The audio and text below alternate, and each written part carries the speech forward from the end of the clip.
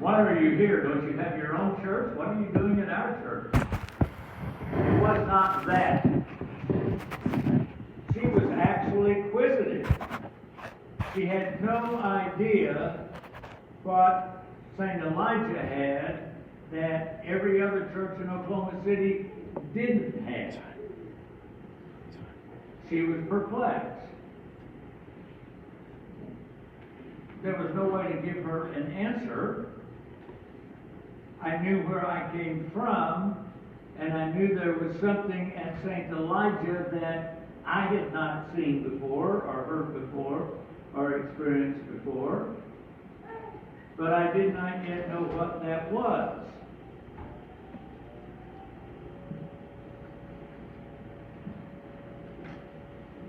All these years later, I realized that I could have actually looked at Blanche and said to her, "Why are you here?"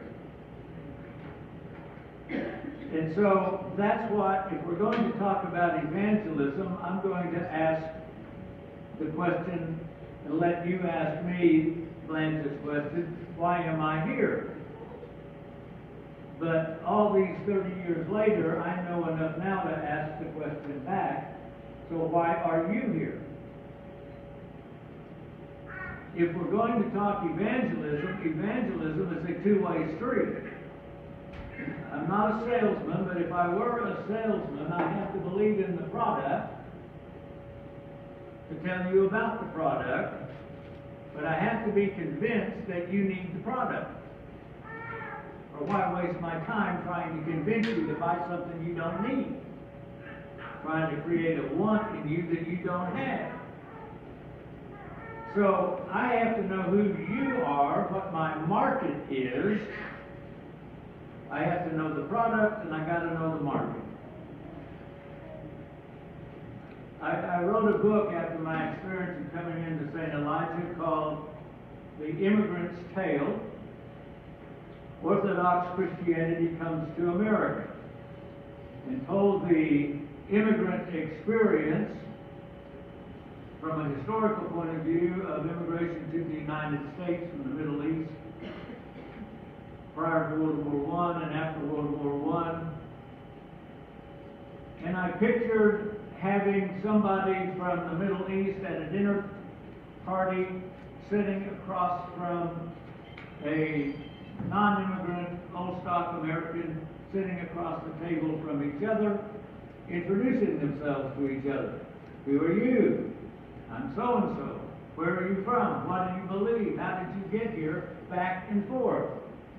Because I was well aware that old-stock Americans didn't know a thing about the Orthodox faith, and I discovered the Orthodox Christians didn't really know much about America in terms of what a Protestant was or what a Catholic was and how they were different from them. So that's where I'm coming from.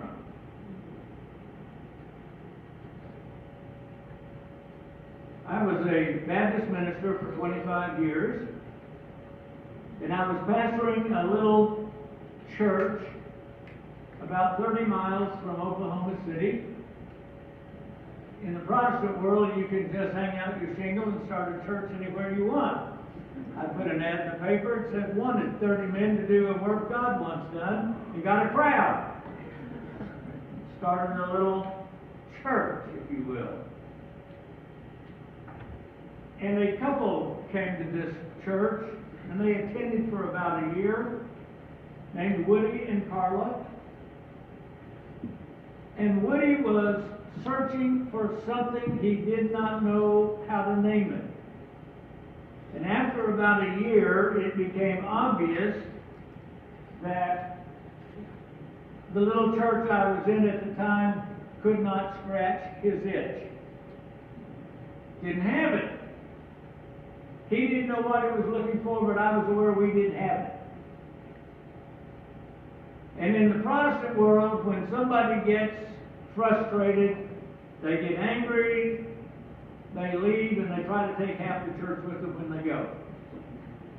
In the Baptist world, church splits are a dime a dozen, and that's why you have so many Baptist churches all across Oklahoma.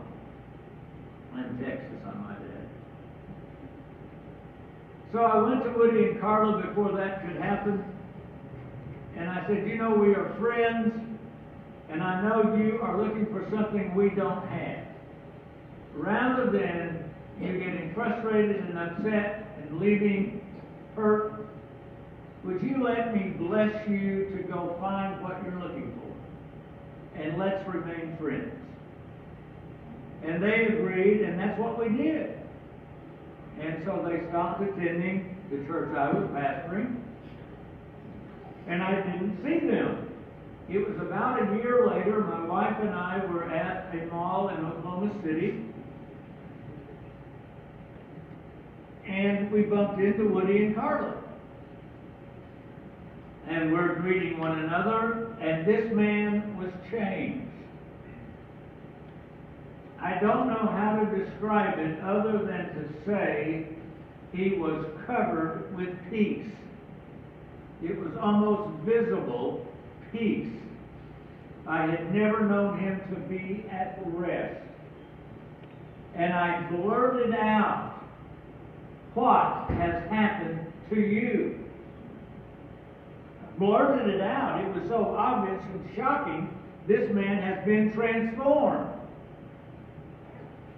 And without a moment's hesitation, he looked at me and said, "I found the church."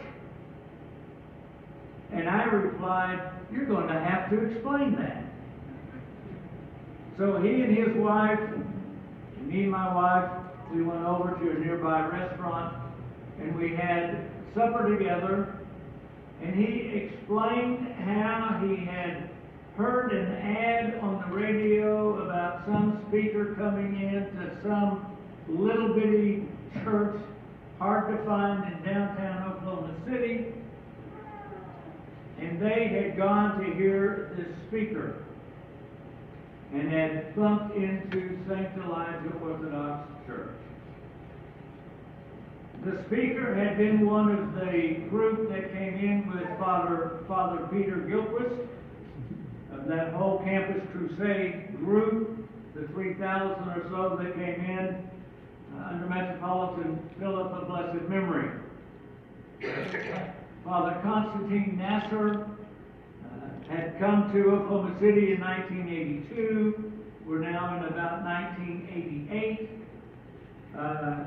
Very much following the leadership of Metropolitan Philip, he had decided to invite these speakers in from that new movement, and one of them had come to town, and Woody and Carla had gone and had bumped into the Orthodox Church, and they offered inquiry classes, and they had gone and learned more, and over the process of that last year, they had embraced the faith and had then come into the church by chrismation and were newly chrismated members of the Orthodox faith.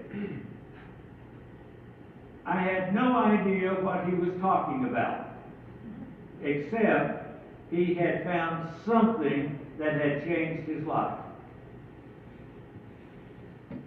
I was intrigued. And I said to him, "Well, the next time a speaker comes in, let me know, and maybe we'll come." Went on about my business, didn't see them again, until several months later, a new speaker was invited to St. Elijah, and I went. It wasn't, I don't think, then that Blanche asked me, "Why am I here?" And it was interesting that Blanche would ask the question. You see, in Oklahoma, unlike West Virginia, Oklahoma is a brand new state, 1907. Opened with the Oklahoma Land Run. It's populated with everybody that got tired of the Civil War and living east of the Mississippi. Regardless of where you were on any conflict, they were tired of all the rules, the regulations, the taxes. This was wide open territory. And so somebody that fought in the Civil War could live there, and somebody that fought on the north here and the south there. You had to be friends because you had to help the other person build their barn. It's that kind of state. For example, I had three great-grandfathers that were part of that land run in 1889, and I can take you to the cemetery where I've got a grandfather buried there that fought for the South. 50 yards straight across is the grave of my other great-grandfather who fought for the North. His son and his daughter married each other, and they're my grandparents. I think the Civil War ended at that wedding.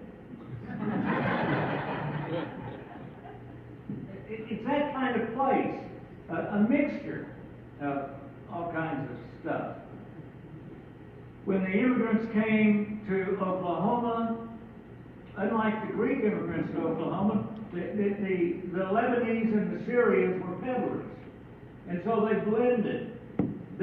Some of them brought their wagons and they peddled from town to town as peddlers in Oklahoma. Some of them took a train to Sherman, Texas, and walked all the way to Oklahoma City to get there and to begin. And it wasn't long that they knew the best routes and they knew where they made more sales, and they opened a dry goods store in that town. So in Oklahoma, you've got Lebanese and Syrians in every little small town all over the state, and none of them had an Orthodox church. The Greeks did the same thing, except the Greek community in Oklahoma. The Greek priest, a good friend of mine, I have lunch with him once a week. He calls them the Greeky Greeks. Kind of like my big fat Greek wedding, that kind of guy. They didn't blend in Oklahoma. And the KKK chased them out of every town in Oklahoma. And you only find Greeks in Tulsa and Oklahoma City. You can't find a Greek name in a cemetery all across. So Blanche Farhaw wasn't raised Orthodox. She was baptized Orthodox, but she was raised Episcopalian 100 miles from Oklahoma City. And it wasn't until after later in life that many people then would retire, and because their kids no longer lived in all those small towns, they moved to Oklahoma City where the jobs were, and so they have moved there. And so here's Blanche, who's been an Episcopalian all her life, though Orthodox in her heart. She knew why she was there. My kids are here. I'm Lebanese. You're not Lebanese. Why are you here? Okay, have I set the stage for all of this? Okay. In many ways, it feels like to me, St. Elijah in 1987 feels a lot like where I am today. A still ethnic church. The only non-ethnic members of St. Elijah in 1987 were 3 or 4 or 5 that had broken the rules and had married outside of the Lebanese community and had been admitted in by default. You know, she never had a name. She was Joe's wife. I don't mean to step on toes. I'm sorry. I stopped teaching it on the method, haven't I?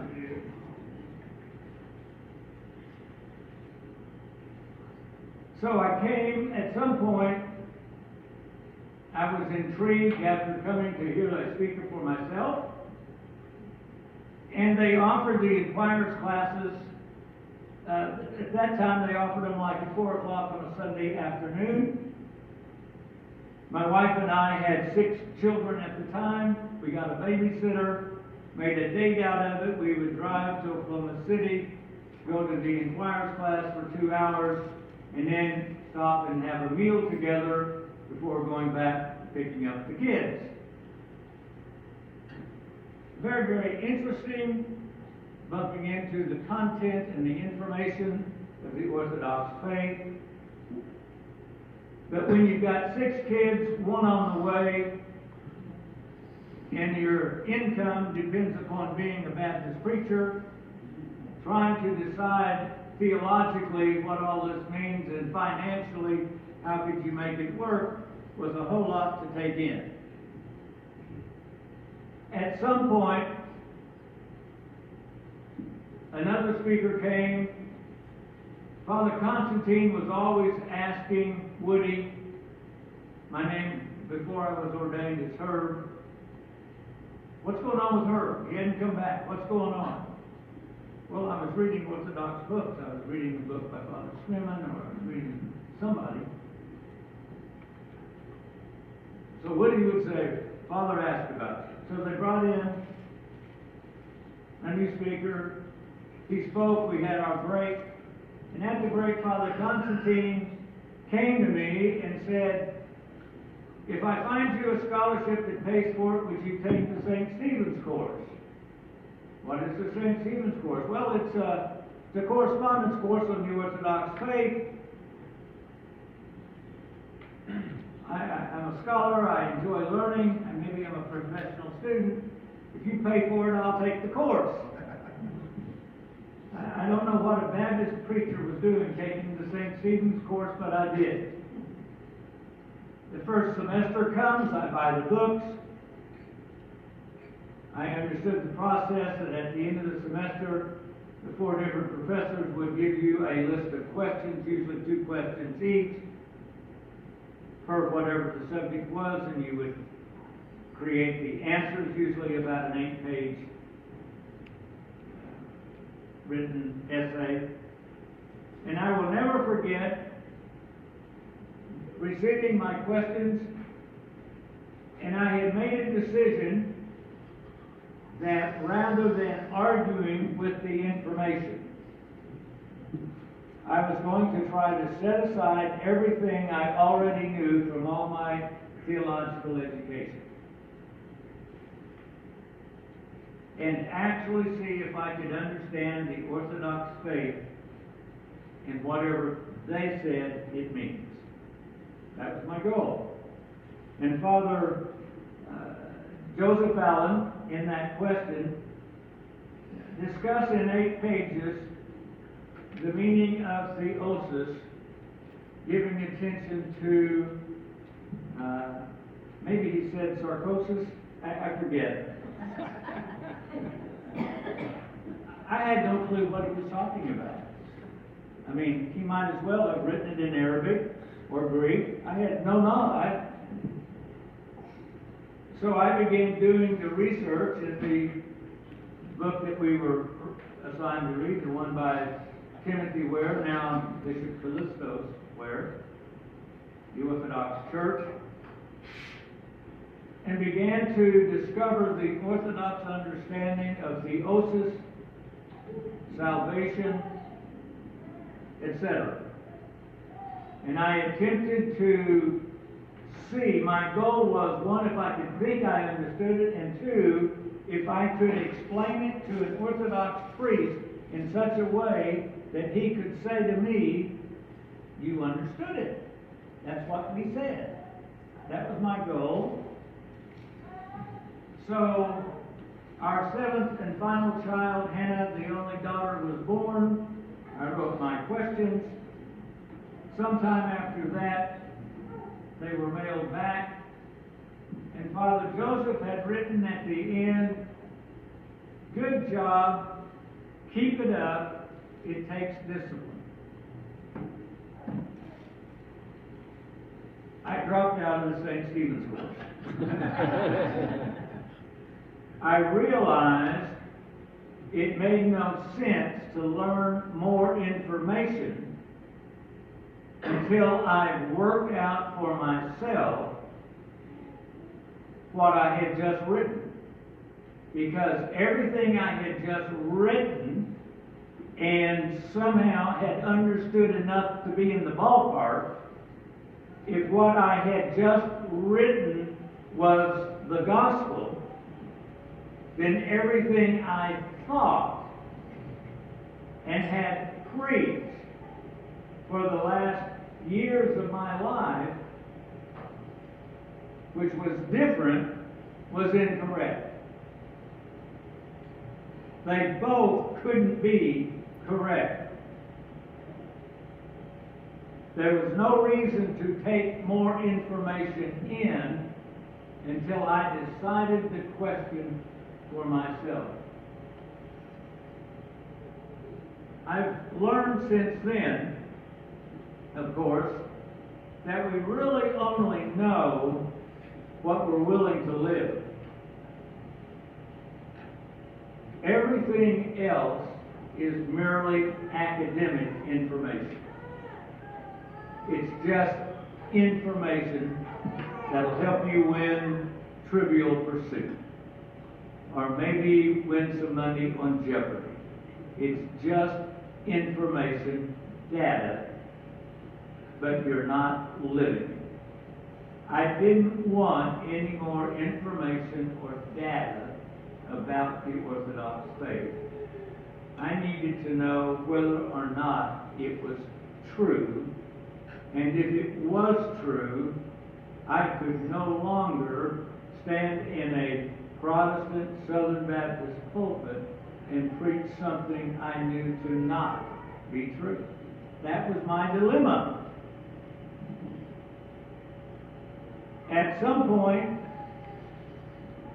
I just woke up one morning after continuing to study, meditate, seek out the implications, and I woke up and realized I'm no longer a Protestant. I am no longer a Protestant. Not just wasn't a Baptist, I'm not a Protestant. And I knew that unless I was willing to betray myself and be a hypocrite, I could no longer preach as a Protestant or be a Baptist preacher. So if I came to this conclusion or awareness on a Wednesday, on Sunday, I resigned.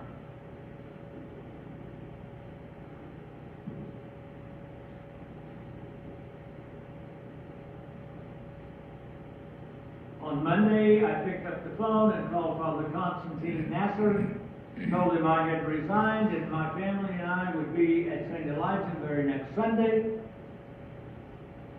And we would like to become members, whatever that process was. Had no clue how you became a member, didn't matter, the deal was done. So the very next Sunday we were at St. Elijah. It was the first time we'd ever been there for a liturgy. I'd always been in my own church preaching on Sunday. So we've never been, we've seen the sanctuary, but we've never been there for a worship service. So this was our very first experience of being at St. Elijah. We had no clue when we went in and sat down that we sat down on somebody's pew. Welcome to Orthodox.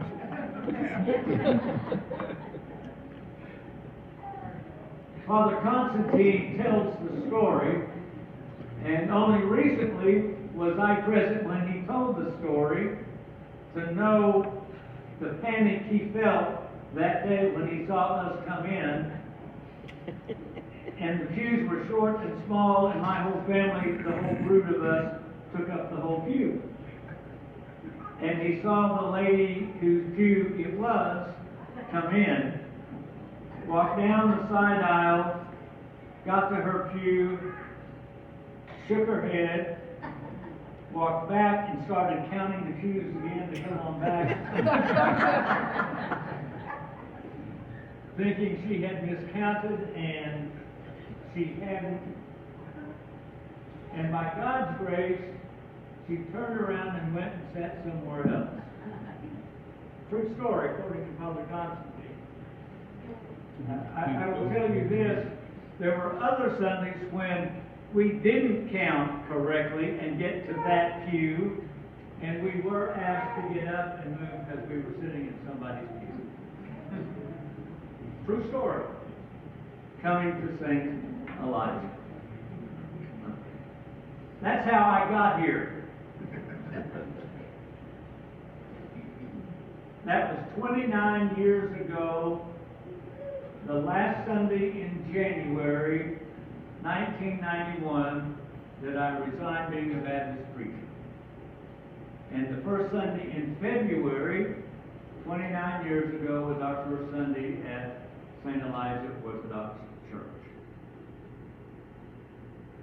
I found employment kinds of odd jobs. I was a layman in the church until February of 2000. I'd been in the church 9 years when I was ordained a subdeacon. During that 9 years before that, becoming a subdeacon, in the inquirers classes, they were team taught by Father Constantine and Father Basil, and they asked me to teach one on the Orthodox understanding of the Bible, and then eventually another one on the church. And so of the 8 sessions that were taught, every time they taught, I taught 2 of them. I was ordained a subdeacon in February of 2000. My chrismation name had been Ezra, which nobody knew, of course. You don't say your name except when you receive the Eucharist. But after I was ordained a subdeacon, my name Ezra became more publicly known.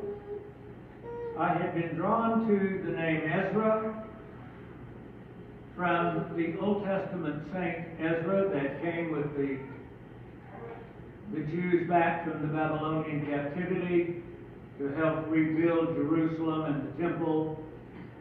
And there was a verse in the book of Ezra that said, he purposed in his heart to teach the Word of God in Jerusalem.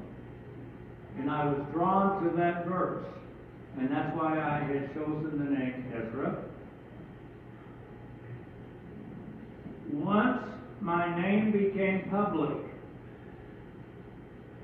within about 4 weeks, we had a group that were driving 30 miles from Norman to St. Elijah to come to the church that was interested in beginning to have inquirers classes in Norman to begin the possibility of creating a parish there. There was no way that Father Constantine and Father Basil were going to make the trip and us team teach this. And so I ended up saying I would attempt to teach all 8 of them.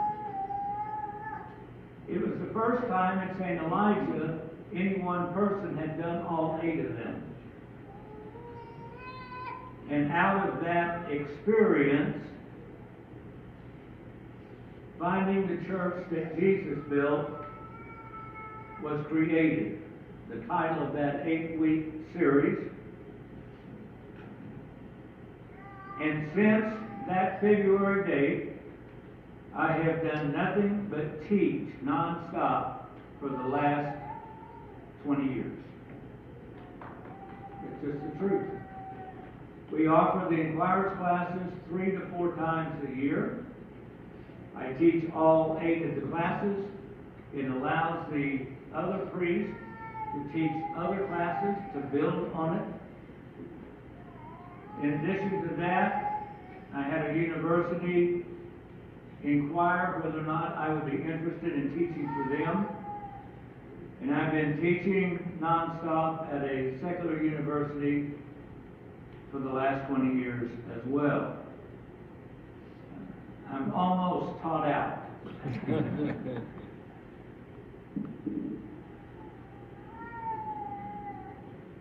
I'm trying to let you know who I am, and who I am is a redneck hick from Oklahoma that's a nobody. I'm a nobody. I have no roots in the Orthodox faith. I have no heritage here. I don't have the history of the diocese and the archdiocese ingrained in me the way you do. Every one of you that are part of this parish originally have all of that. I don't have any of that. I am an outsider to a community. When Peter asked Jesus, what do we get out of this? We've left everything to follow you. he said, you'll get mothers, fathers, aunts, and uncles 100 times over. In the last 29 years, my children have gotten grandparents. I have gotten brothers and sisters. And I got grandparents in the church as well. I have a brand new family. None of my biological family ever embraced the church. Not only did they never embrace the church, they never asked why I did or why I left them. But I have an entirely new family, and Brent Farhaw's daughter attends a Thursday morning Bible class that I teach and has been coming for the last 15 years. So the Orthodox Church has something America wants, not just needs. We have a history and the ability and the hospitality to welcome and allow others to be grafted into us. That's a given if we're willing to do it. If we're willing to share the pew. I'll never forget, my wife and I would drive to church at St. Elijah in those days. We had the worst vehicle in the church. The immigrants had flourished so well in Oklahoma City. They flourished well everywhere we have arrived in America. It's a remarkable story of success. I used to park around the corner so the church wouldn't be embarrassed with my car being on the parking lot. Okay, why am I here? Have I told you? Is that enough to get us started? How are we doing on some time? We started. I want to take some breaks. So why don't we just stretch? You know, it's been said that the headquarters can only absorb what the hindquarters can endure. So let's at least stand and stretch. And there's some goodies over there or something, whatever. And we'll come back in just a little bit. And Very good. God, Belly just interesting fellow. Yeah.